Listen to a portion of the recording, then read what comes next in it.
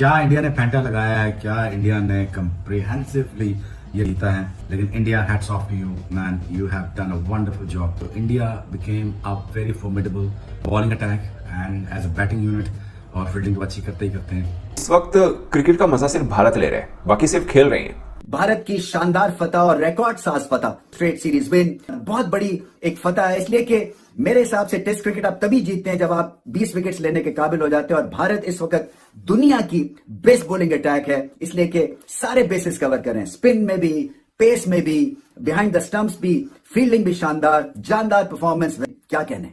तो अब इतना इमेंस प्रेशर डाल दिया है, इतना इमेंस प्रेशर बांग्लादेश पे कि उनके होशो हवास उड़ गए, उनके होशो हवास उड़ा दिए हैं इस तरह की बैटिंग के। और अब इस प्रेशर में से निकलेगी नहीं है बांग्लादेश।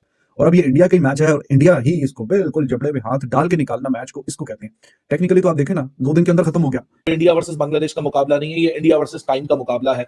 इंडिया ने टाइम को डिफीट कर दिया। एक ऐसे टेस्ट मैच में विक्ट्री हासिल करने का, जिसको डे 3 के इख्तिताम पे कहा जा रहा था, तो डलनेस का शिकार हो चुका है। रोहित शर्मा ने अपनी रिलेंटलेस और स्ट्रेटेजिक थिंकिंग और कप्तानी के थ्रू ये पॉसिबल करके दिखा दिया कि भाई साहब, अगर 2 दिन आपके पास बचे तो हम 1.5 दिन में भी जीत सकते हैं। उन्होंने जिस तरीके से इस मैच को अपनी तरफ लेकर आए हैं, ये सिर्फ और सिर्फ इंडिया कर सकता था, ये कोई और नहीं कर सकता था। ये बोलने पे मजबूर है, हमें बोलना पड़ेगा, ये सिर्फ और सिर्फ भारत की टीम ही कर सकती थी और कोई टीम नहीं कर सकती थी। तो मुझे लगा कि इंडिया ने ठीक ठाक किस्म की फेंटी लगाते हुए और कॉन्फिडेंस को बूस्ट करते हुए हाईली कॉन्फिडेंट टीम बनते हुए जा रहे हैं। तो कप्तानी रोहित शर्मा की इंप्रूव हुई, 1.5-2 साल से घुमा हुआ रोहित शर्मा अभी प्रेजेंट है, और बेहतरीन मैनेजमेंट के साथ उनकी मैनेजमेंट और कैप्टनसी दोनों मिलकर बेहतरीन फैसला कर रहे हैं। आ रहा हूँ इस बांग्लादेश की टीम का और इस इंडिया की टीम का एक भी कोई खेल का ऐसा सेगमेंट नहीं है कि जिसमें कोई मुकाबला नजर आ रहा हो। हर डिपार्टमेंट ऑफ खेल में बहुत ही आगे हैं, गैप भी बहुत ही ज्यादा। इंडिया हैज एब्सोल्युटली रेक्ट है वो। दोस्तों आज भारत ने बांग्लादेश को पेल दिया है, ठोक दिया है, और सीरीज को अपने नाम कर लिया है 2-0 से हरा के। बांग्लादेशी बहुत खुश हो रहे थे जब उन्होंने पाकिस्तान को 2-0 से वाइट वॉश किया था, लेकिन असली क्रिकेट का पता चला उनको कैसे क्रिकेट खेली जाती है। भारत ने उनको ऐसे पेला है, उनको सदियों तक याद रहेगा।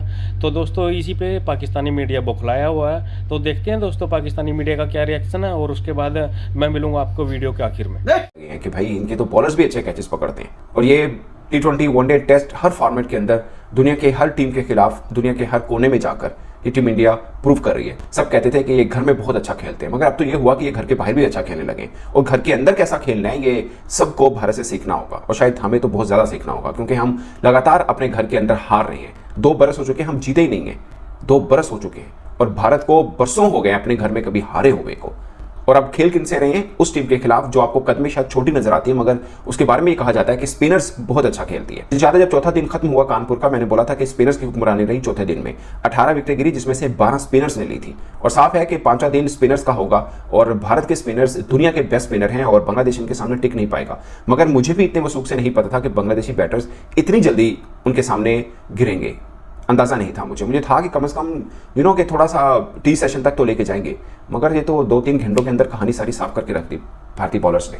और एक तो बात तय है, पिच बॉलिंग हो, पिच स्पिन की हो, पिच फास्ट बॉलर की हो, ये 2-4 विकेटें तो बुमराह की खाते में होती हैं जेब में, बाकी गिन लो आपस में किसने कितनी विकेट्स लेनी है। आप उनकी इकोनॉमी उठाएं, 1.33 की इकोनॉमी है एक स्पिन ट्रैक के ऊपर, एशियन ट्रैक के ऊपर 1.33 के।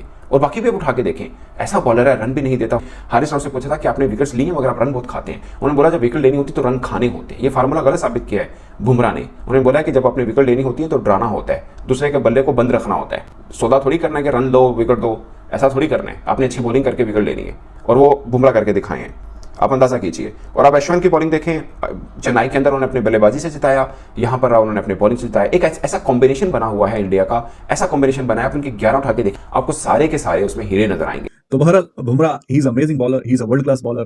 तो रेत की दीवार बांग्लादेश की बैटिंग ये इंडिया के सामने रेत की दीवार साबित हुई है, और बिल्कुल ऐसा ही है। इसी पहले सेशन में सारी बाकी की जो 8 विकेटें वो हासिल कर ली हैं।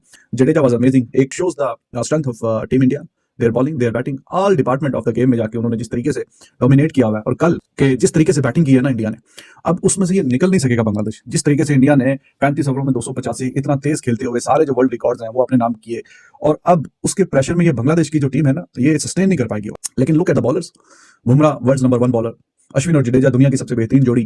तो उनके सामने वैसे ही आप नहीं टिक पाते, और जब आपको पता हो कि आप बिल्कुल दीवार के साथ इंडिया की बैटिंग ने आपको लगा दिया, तो फिर तो कोई चांस था भी नहीं, कोई चांस था भी नहीं। और यहाँ पे बिल्कुल भी कोई सरप्राइजिंग बात नहीं है कल। तो अब इतना इमेंस प्रेशर डाल दिया है, इतना इमेंस प्रेशर बांग्लादेश पे कि उनके होशो हवास उड़ गए, उनके होशो हवास उड़ा दिए हैं इस तरह की बैटिंग के, और अब इस प्रेशर में से निकलने की नहीं है बांग्लादेश।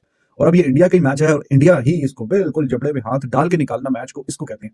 टेक्निकली तो आप देखें ना, 2 दिन के अंदर खत्म हो गया, क्योंकि पहले दिन का एक सेशन का खेल हुआ था, फिर बारिश, फिर दूसरा दिन भी बारिश की नजर, तीसरा दिन भी बारिश की नजर, कल एक दिन मैच हुआ। तो टेक्निकली एक दिन के पूरे मैच, एक दिन का जो खेल हुआ है उसी के अंदर इंडिया ने स्टैंप डाल दिया, अपनी अथॉरिटी स्टैंप की, और इस मैच पे भी स्टैंप लगा दी कि हाँ जी दिस इज ओवर मैच। तो 15 सेशन में से सिर्फ 6 सेशन चाहिए थे इंडिया को कि बांग्लादेश को 2 बार आउट भी करे और फिर मैच भी बिल्कुल जीतने के बिल्कुल करीब आ जाए। कोई कंपैरिजन है, कोई मुकाबला है किसी भी हवाले का, बॉलिंग का, बैटिंग का, स्पिन बॉलिंग का आ रहा हो इस बांग्लादेश की टीम का और इस इंडिया की टीम का? एक भी कोई खेल का ऐसा सेगमेंट नहीं है कि जिसमें कोई मुकाबला नजर आ रहा हो। हर डिपार्टमेंट ऑफ खेल में बहुत ही आगे हैं, गैप भी बहुत ही ज्यादा, जमीन आसमान का फर्क नजर आ रहा है।